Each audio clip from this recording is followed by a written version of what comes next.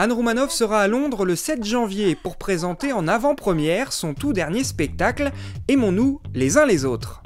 Aimons-nous les uns les autres, c'est un film de cul. Vous êtes un peu...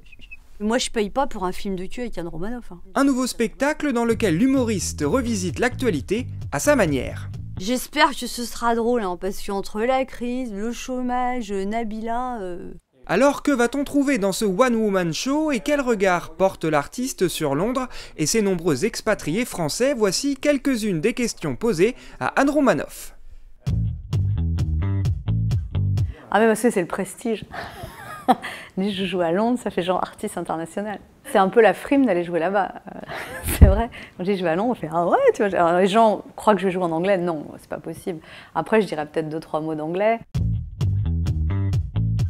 Moi, j'adore quand j'ai le temps avec mes filles faire des petits week-ends à Londres. Enfin, on a vraiment des très bons souvenirs. C'est quand même une ville très excitante. C'est pas très loin de Paris. Il se passe beaucoup de choses.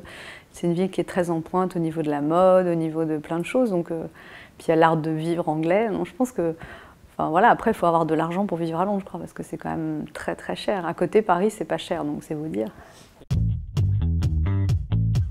C'est mon nouveau spectacle, donc ça parle vraiment de l'époque actuelle. Il y a la crise économique, il y a le mariage gay, il y a plein de thèmes, la phobie administrative, les gens qui ne veulent pas payer leurs impôts, il y a François Hollande évidemment.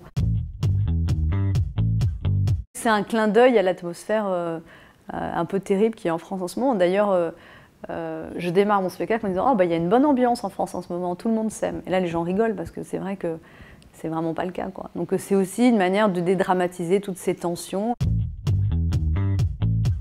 Oh, mais je le comprends très bien. Moi, j'ai ma fille aînée qui étudie à l'étranger. Alors elle est partie encore plus loin, elle est partie à Montréal. Donc non, je comprends qu'on puisse partir. Après, moi, j'aime profondément la France et même si on traverse une période difficile en ce moment, je reste optimiste et je pense qu'il y a un moment où, quand on a touché le fond, on donne un coup de pied et on va remonter. Donc je pense que l'avantage par rapport à 2-3 ans, c'est que vraiment tous les Français, quels qu'ils soient, sont convaincus de la nécessité de changer et qu'on ne peut plus continuer comme ça.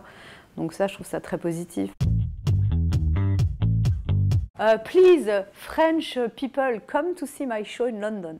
It will not be in English, it will be in French. And I am perfectly fluent, as you can see.